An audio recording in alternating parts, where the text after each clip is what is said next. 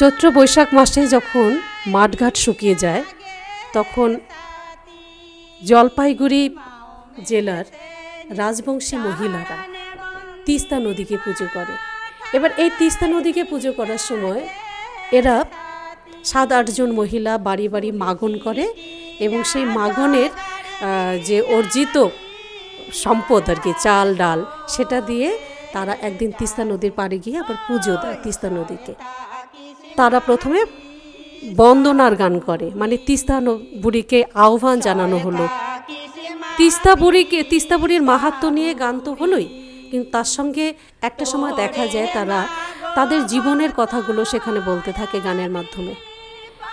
তাদের কখনো সে গানের মধ্যে কখনো আনন্দের কথা থাকে, কখনো দুঃখের কথা থাকে।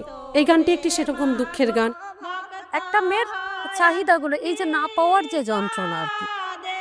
সাধু কদম পাড়িয়া দে, কদম পাড়িয়া দাও। কদম মানে হচ্ছে তার কাঙ্ক্ষিত চাহিদা, সে যেটা চাইছে, তার যৌবনের খিদা।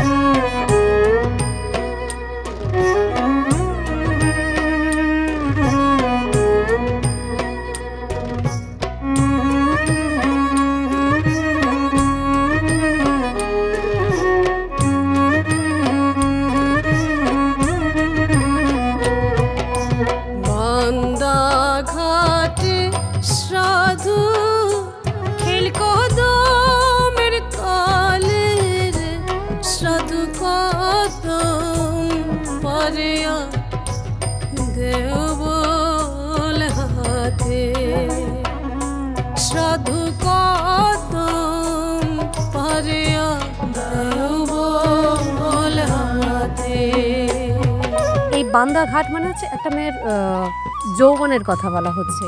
সে যৌবনটাকে কতদিন সে বেঁধে রাখবে, তো সে তার চাওয়াগুলো চাইছে, মানে যা যা চাওয়া সেটা চাইছে। কদম এখানে একটা প্রতীক।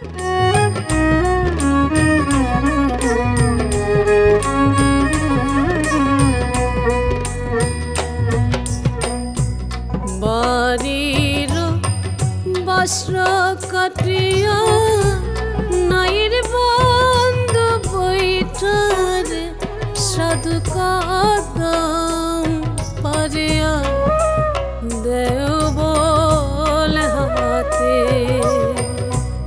বাড়ির কেলা কাটিয়া নাইর বন্ধ ভুরার সাধু কদম।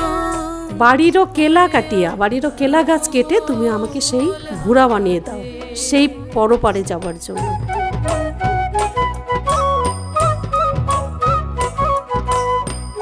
এই প্রতীকের ব্যবহার করার কারণ হচ্ছে গানের আদি হচ্ছে মন্ত্র, তো মন্ত্রতে বেশিরভাগ ক্ষেত্রে অশ্লীল শব্দের প্রয়োগ হতো।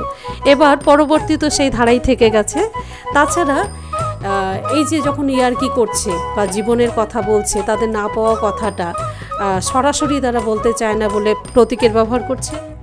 এবার এই গানটার মধ্যে একটা দুঃখের সুর রয়েছে, কষ্টের সুর। মানে ভাষাটা যদি কেউ না বোঝে তবু একটা কিন্তু ফিল হয় যে একটা কষ্ট। এই কষ্টটা কারণ হচ্ছে এখানকার যে ভৌগোলিক অর্থনৈতিক অবস্থা,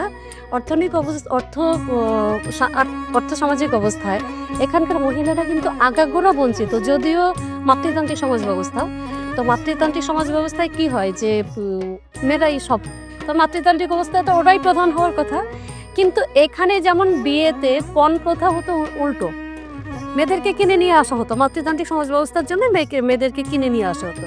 এবার কিনে নিয়ে আসে তো ফলটা উল্টো হয়ে গেছে। যেহেতু সে কিনে নিয়ে এসছে, পুরুষে যেহেতু কিনে নিয়ে এসছে, অতএব তাকিয়ে দিয়ে সমস্ত কাজ করিয়ে নেয়। উজালা কদমে কন্যা কোন গুণে বা কান্দে সাধু কদম পারিয়া দেও বল হাতে। সাধু কদম পারিয়া দেও বল হাতে।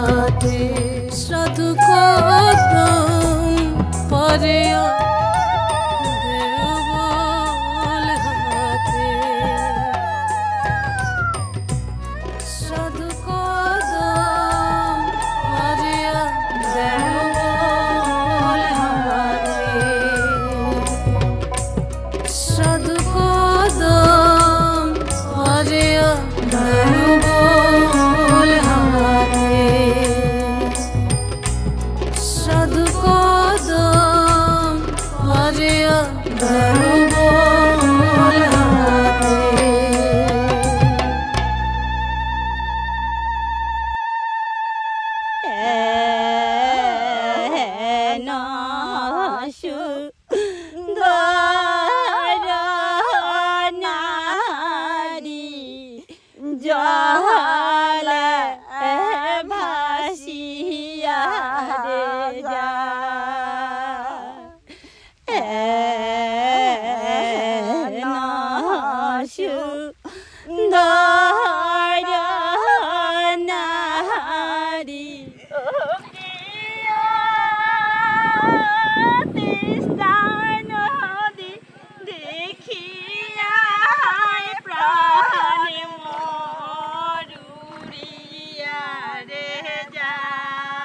তারা এই যে সকাল থেকে রাত্রি পর্যন্ত সাংসারিক কাজে আবদ্ধ থাকে, সে জায়গা থেকে সেই কয়েকদিন তো তারা মুক্তি পায়।